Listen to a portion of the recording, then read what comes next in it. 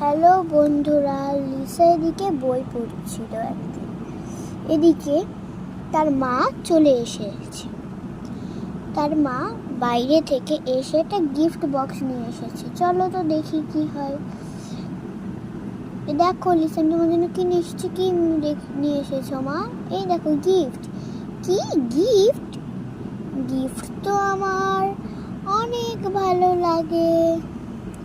দাঁড়াও, গিফট, ওই গিফটের কালারটা তো অনেক সুন্দর। দাঁড়াও,